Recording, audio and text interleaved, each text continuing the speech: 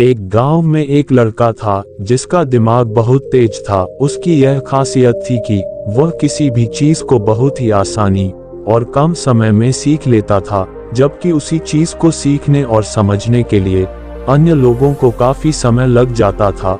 लड़के की यह ख्याति दूर दूर तक फैल गई। सभी लड़के की तारीफ में कहने लगे कि उसके जितना बुद्धिमान कोई नहीं है। लड़का चित्रकारी, मूर्ति बनाना, गीत गाना जैसे अन्य कई चीजों को जानता था। अपनी प्रसिद्धि को बढ़ाने के लिए वह अन्य काम और चीजों को भी सीखने लगा। इस तरह से उसे अपनी बुद्धिमत्ता पर अहंकार हो गया, क्योंकि वह साधारण व्यक्ति होकर कई असाधारण काम भी आसानी से करने लगा था। एक दिन लड़के का सामना भगवान गौतम बुद्ध से हुआ। लड़के को खुद पर खूब अहंकार था और इस कारण उसे किसी से ईर्ष्या नहीं होती थी, क्योंकि वह खुद को ही श्रेष्ठ समझता था। लेकिन पहली बार उसे गौतम बुद्ध को देख ईर्ष्या हुई और वह अपनी तुलना बुद्ध के साथ करने लगता है। वह देखता है कि बुद्ध के पास भिक्षा मांगने के लिए एक कटोरा है और उसके पास अपार धन। बुद्ध ने साधारण वस्त्र धारण किए थे और उसके वस्त्र कीमती थे। बुद्ध नंगे पैर थे और वह नंगे पांव जमीन पर पैर भी नहीं रखता था। इस तरह से लड़का एक नहीं बल्कि कई चीजों से गौतम बुद्ध के साथ अपनी तुलना करने लगा। हर चीज से तुलना करने के बाद वह मन ही मन सोचता है कि आखिर मैं इस भिक्षु के साथ अपनी तुलना क्यों कर रहा हूँ, जबकि इसका और मेरा जीवन बिल्कुल अलग है। वहां मौजूद सभी लोग गौतम बुद्ध का सम्मान कर रहे थे। लड़का सोचने लगा कि आखिर इनमें ऐसा क्या है जो मुझ में नहीं है, जिस कारण मेरे भीतर इनके प्रति ईर्ष्या पैदा हो गई। अपने मन में चल रही जिज्ञासा को शांत करने के लिए वह बुद्ध के पास जाता है।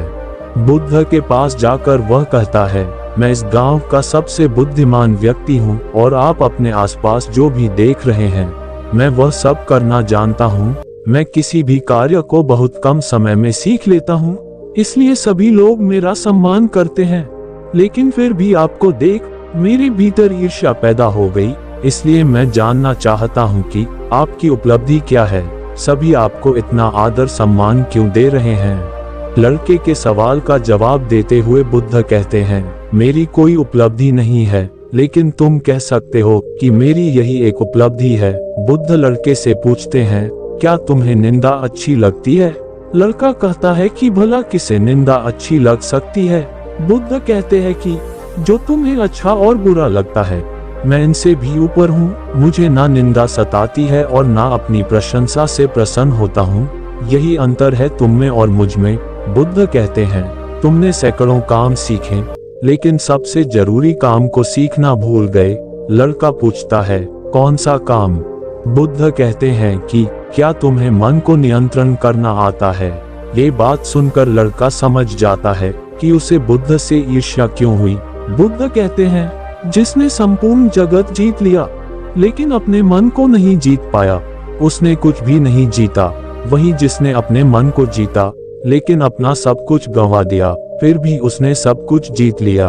बुद्ध की यह बात सुन लड़के का अहंकार टूट गया। उसने बुद्ध से कहा कि क्या आप मुझे अपने मन को जीतना सिखा सकते हैं? बुद्ध कहते हैं, जरूर, लेकिन इसके लिए मैं तुम्हारी सभी उपलब्धियां छीन लूंगा। लड़का कहता है, मैं तैयार हूँ।